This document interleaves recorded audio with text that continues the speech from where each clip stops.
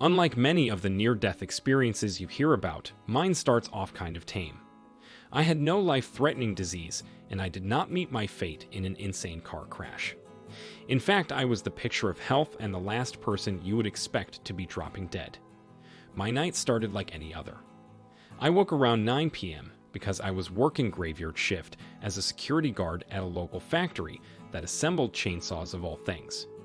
My shift started at 11 and my job was boring and mundane.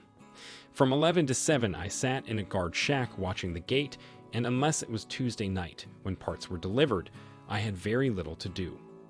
On Tuesdays we would receive deliveries of anything from screws to ball bearings, and I would unlock the gate allowing the delivery trucks to enter our lot and park.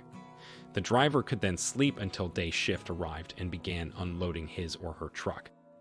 Like I said, my job was boring, but it was honest work, so I couldn't complain. Once an hour, I was required to jump into a golf cart and drive the fence perimeter. Aside from catching some teenagers that had climbed the fence one night, in 6 years, nothing had ever happened. This particular Tuesday night was running par for the course. I had allowed one truck onto the lot shortly before midnight, and I was feeling fine. There was nothing dramatic happening, just one more boring night. I was sitting on my stool inside the guard shack 1 second, and the next I was floating above my body, which was now laying lifeless in the floor the next. There was absolutely no pain involved. It was just like, poof, this is what we're doing now. I knew I was dead, and while some part of me thinks I should have been freaking out, I was not. It seemed to be the most natural thing in the world. I began to float higher and higher, and I would even say I was flying, but that implies I was in control of my destination. I was not. Higher and higher I went, through the clouds, and then through the atmosphere itself.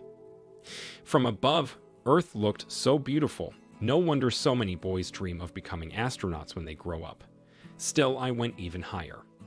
This was amazing with just a touch of apprehension thrown in. Suddenly, there was a light in the far distance, and I became aware that was to be my destination.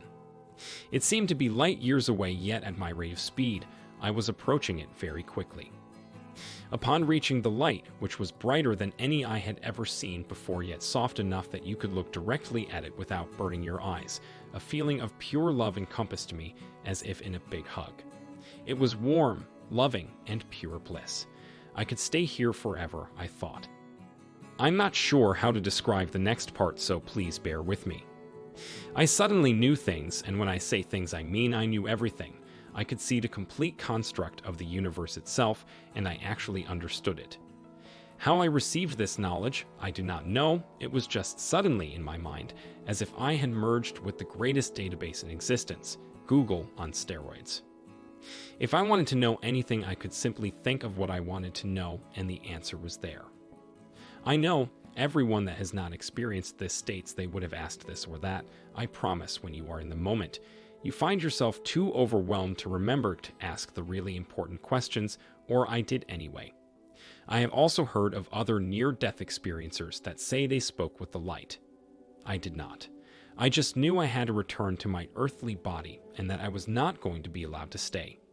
I also knew that when it is my time, I will be returning to the light. I left as quickly as I had arrived, and in pretty much reverse with one slight difference. Back in my body, I was no longer in the guard shack. Instead, I found myself in the ambulance, having just received a jolt of electricity to my chest from the paramedics. I spent 3 days in the hospital, having every test the doctors could think of performed, only to be told they could find nothing wrong with me. Even stranger was when I asked who had called the ambulance for me so that I could thank them. Nobody knew. The only other person on the company property was the delivery truck driver, who was asleep in his truck. Paramedics confirmed I was deceased when they arrived, although they could not state how long I had been dead. All that knowledge I knew when I was at the light went away with my return, but there is one thing I do still know: the light was real, and there is something waiting for us on the other side. God bless you all.